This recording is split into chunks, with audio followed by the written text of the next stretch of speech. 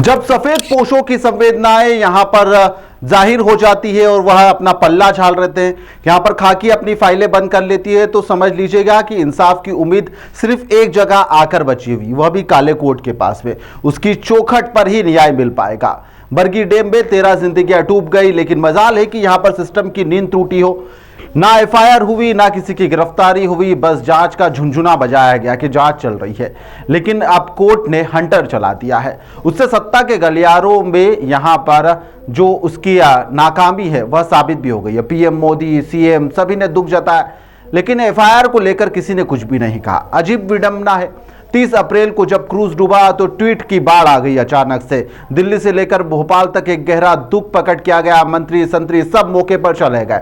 पर साहब, क्या आपके दुख की स्याही इतनी ज्यादा हल्की थी कि 5 दिन लग गए? 5 दिन बीतने के बाद में एफआईआर के पन्ने तक आपकी स्याही नहीं पहुंच पाई, किसी का हाथ नहीं चल पाया उसके ऊपर।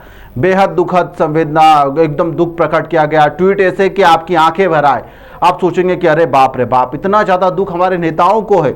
यहां पर पुलिस ने भी फुर्ती दिखाई, कहा कि जांच चल रही है, यानी कि समझिए कि अभी तक ऊपर से इशारा नहीं मिला है, इसलिए अभी हमारी कलम काम नहीं कर रही है, वह भी आराम पर गई हुई है। इस पूरे मामले में कोर्ट जागा। उन्होंने कहा कि कार्रवाई क्यों नहीं की गई साहब अभी तक? कल कोई यहां पर नाविक यहां पर लोगों को मरता हुआ छोड़कर भाग जाएगा, तब भी आप ऐसा ही करेंगे? यह हादसा नहीं, यह हत्या जैसा ही है।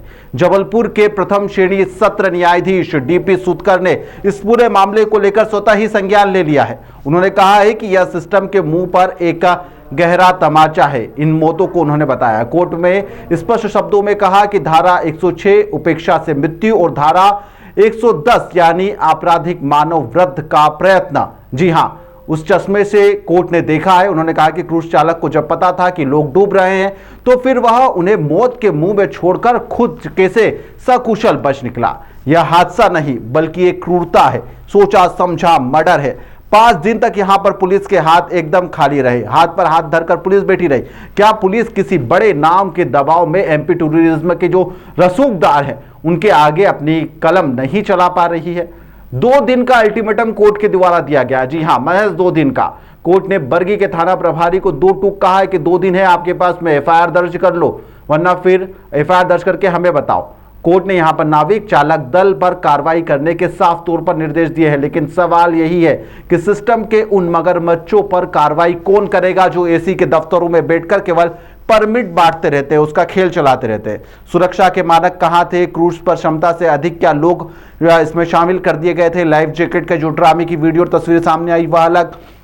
क्या डूबने के बाद में यहां पर जो सुरक्षा उपकरण थे वह वहां पर मौजूद थे? यहां पर जिम्मेदार अफसरों पर अब तक एफआईआर दर्ज क्यों नहीं की गई है? जब कोर्ट ने यहां पर हंटर चलाया, जब जाकर अब प्रशासन जागा है। अब प्रशासन के पास में 2 दिन का वक्त है। 2 दिन में सब कुछ उन्हें करके बताना है। बरगी का पानी तो शांत हो गया, लेकिन उन 13 परिवारों के आंसू अभी भी शांत नहीं हुए हैं। बस सिस्टम को दिखने चाहिए। कोर्ट की सक्रियता ने यहां पर बता दिया है कि न्याय अभी जिंदा है। भले ही प्रशासनिक नैतिकता जो है वह आईसीयू में चली गई हो या फिर मौत के गाल में समा गई हो, पर अब 2 दिन बाद अब देखना दिलचस्प होगा कि पुलिस किन किन लोगों के नाम इसमें शामिल करती है अपनी एफआईआर के अंदर, या फिर सिर्फ केवल छोटे कर्मचारियों को मोहरा बना लिया जाएगा और फाइल बंद कर दी जाएगी। और कोर्ट का रुख क्या रहता है, सब कुछ देखने लायक होगा। फिलहाल के लिए इस खबर में इतना ही। आप लोग देखते रहिए द लपेटा।